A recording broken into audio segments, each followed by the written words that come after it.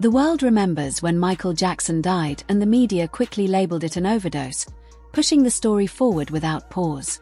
But away from public view, a darker and more complicated situation was unfolding, one that felt calculated rather than accidental.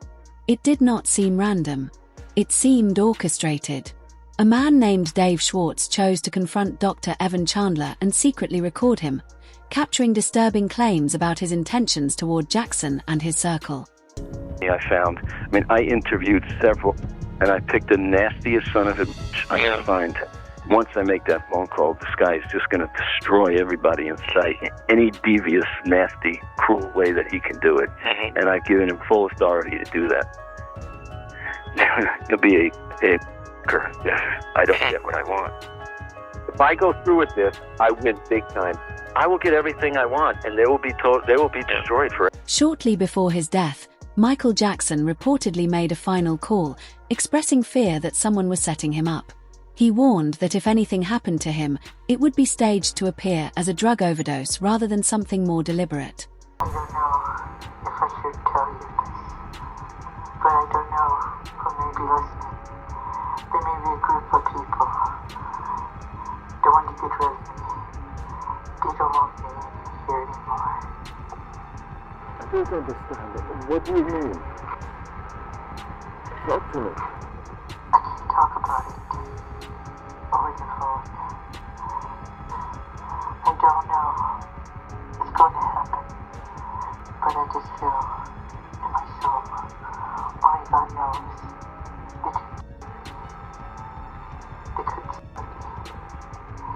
they could free me and say to steal my books. They can do a lot of things. Who could do this?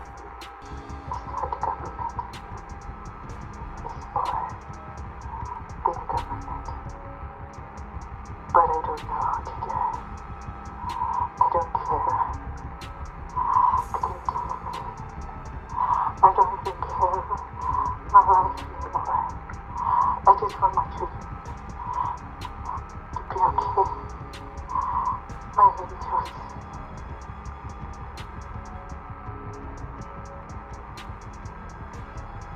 I want them to be safe. Mike.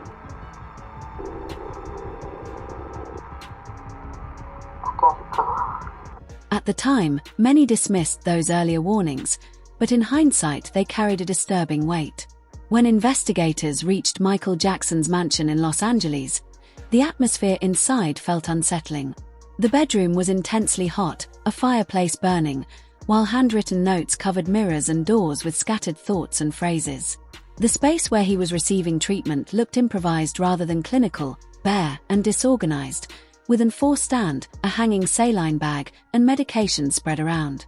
A laptop and a medical training doll rested on the bed, adding to the oddness. One detective spotted a small bottle that had rolled beneath a nightstand labeled Propofol, a powerful anesthetic typically reserved for surgical procedures that renders patients fully unconscious. Its presence in a private bedroom raised immediate concerns. At that stage, authorities were not declaring a crime but seeking clarity. They later questioned his personal physician, Conrad Murray, who addressed these issues. Mr. Jackson, he was my friend, and he opened up to me in different ways, and I wanted to help him. Never before heard outside of the investigation the voice of Dr. Conrad Murray and his version of the moment he's alleged to have killed Michael Jackson. 2 days after the star died, at Murray's request, he sat down with detectives in a hotel room. He described hours of trying to help Jackson sleep after finishing rehearsals. He was wide awake, and then he complained. I got to sleep, Dr. Conrad. I have these rehearsals to perform. I must be ready for the show in England. Tomorrow I will have to cancel my performance. I have to cancel my trip because, you know, I cannot function if I don't get the sleep. When all else failed, Propofol, what Jackson called his milk, was mentioned. And that time he said, I'd like to have some milk. Hot milk or warm or just... This is just a medicine what that he was familiar with. What is the medicine? It's called propofol. Propofol, okay. Yeah. And it wasn't the first time. Okay, you've administered it more than 10 times? Yes. More than 20 times? 30 days a month, roughly, every day. Oh, almost like about the daily. But daily, with the exception of 3 days leading up to his death, I tried to wean him off. The first time that milk was used on him, was it your idea or was it his idea? His. Sir, we have a gentleman here that needs help, and he's not breathing yet. He's not breathing, and we're trying to pump him, but he's not. Okay. Okay. How old is he? He's 50 years old, sir. 50. Okay. He's unconscious. He's not breathing. Yes, he's not breathing, sir. Okay, and he's not conscious either. He's not breathing. He's not conscious, sir. Okay. All right. Do you have him? Is he on the floor? Where's he at right now? He's on the bed, sir. He's on the bed. Okay, let's get him on the floor. Okay. Okay, let's get him down to the floor. I'm gonna help you with CPR right now. Okay. We need him. Yes, we're already on our way there. We're on our way. I'm gonna do as much as I can to help you over the phone. We're already on our way. Did anybody see him? Yes, we have a personal doctor here with him, sir. Oh, you have a doctor there? Yes, but he's not responding to anything. No, he's not responding to CPR or anything, sir. Oh, okay. Well, we're on our way there. If your guys are doing CPR and you're instructed by a doctor, he has a higher authority than me, and he's there on scene. That revelation stunned investigators because propofol is not a sleep aid but a surgical anesthetic intended for hospital settings with equipment to support breathing. Conrad Murray admitted he had been administering it regularly to Michael Jackson. He testified that after giving a dose, he stepped away briefly, returned to find Jackson unresponsive, attempted CPR, alerted security, and called 911. Subsequent research as well as this Chilean study simply confirmed your initial finding that there was zero possibility that Michael's oral ingestion of propofol, whether it occurred or not, caused his death. Correct. I believe this study, by showing the drug cannot be abused orally, means that if the drug is abused, it will only be done with an intravenous route, which limits the vulnerable population to healthcare providers. The general public typically doesn't have IVs and things like this available the way they can just drink it. But when investigators examined the evidence closely, they found inconsistencies, especially since the amount of propofol in Michael Jackson's system alone should not have been fatal. Superior Court of California, Los Angeles County. The people of the state of California plaintiff versus Conrad Robert Murray, defendant. Case number SA073164. Title of court and cause. We, the jury in the above entitled action, find the defendant, Conrad Robert Murray, guilty of the crime of involuntary slaughter in violation of Penal Code Section 192, subsection B. Alleged victim, Michael Joseph Jackson, alleged date of June 25th, 2009, as charged in count 1 of the information. This 7th day of November 2011, four-person juror ID number 145, seat number 3. Is this your verdict? Is this your individual and personal verdict? So say you one, so say you all. Yes. All jurors indicating the affirmative. Ladies and gentlemen, I'm going to ask you whether this is your individual and personal verdict. I'm going to be asking you individually if this is correct. If it is your individual and personal verdict, say yes. If it is not your individual and personal verdict, say no. Is this your individual and personal verdict, Juror 1? Yes, sir. Juror 2? Yes, sir. Juror 3? Yes. Juror 4? Yes, sir. Juror 5? Yes. Juror 6? Yes. Juror 7? Yes. Juror 8? Yes. Juror 9? Yes.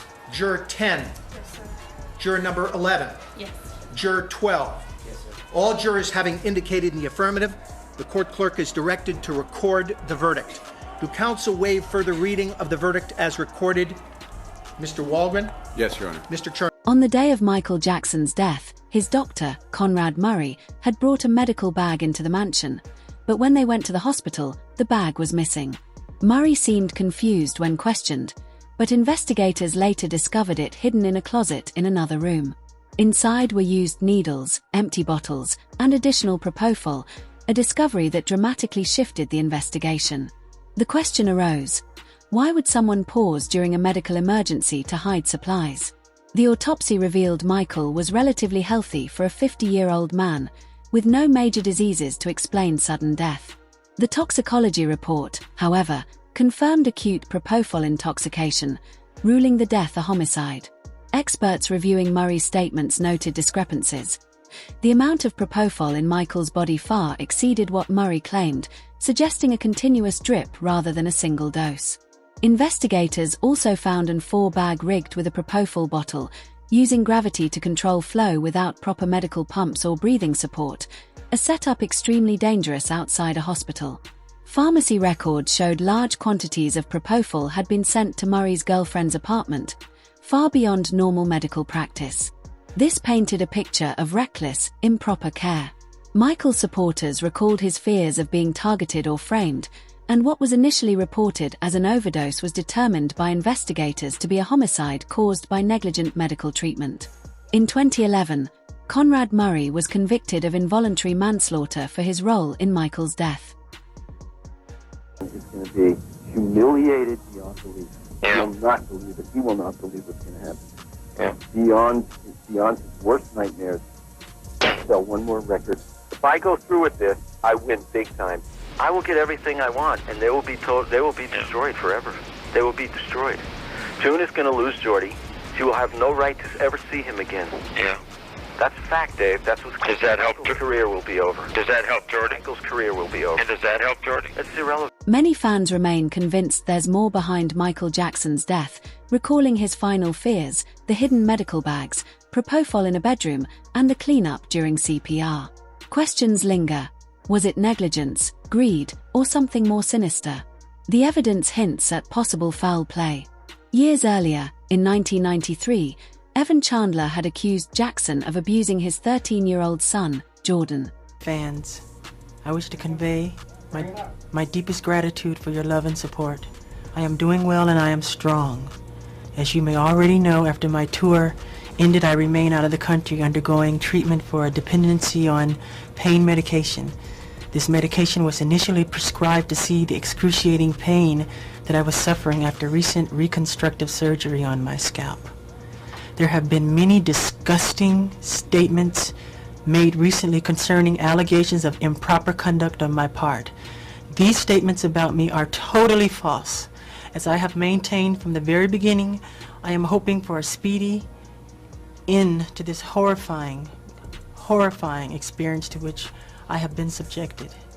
I shall not in this statement respond to all of the false allegations being made against me, since my lawyers have advised me that this is not the proper forum in which to do that. I will say that I am particularly upset by the handling of this mass matter by the incredible, terrible mass media. At every opportunity, the media has dissected and manipulated these allegations to reach their own conclusions. I ask all of you to wait and hear the truth before you label or condemn me. Don't treat me like a criminal, because I am innocent. I have been forced to submit to a dehumanizing and humiliating examination by the Santa Barbara County Sheriff Department and the Los Angeles Police Department earlier this week.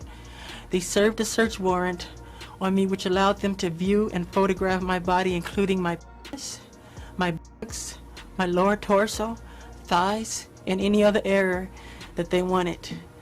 They were supposedly looking for any discoloration, spotting, blotches, or other evidence of a skin color disorder called vitiligo, which I have previously spoken about.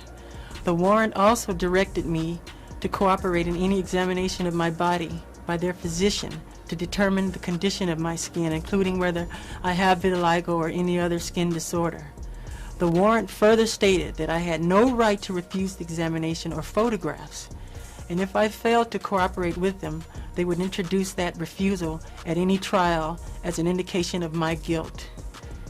It was the most humiliating ordeal of my life. The allegation stunned the world, prompting an immediate police investigation.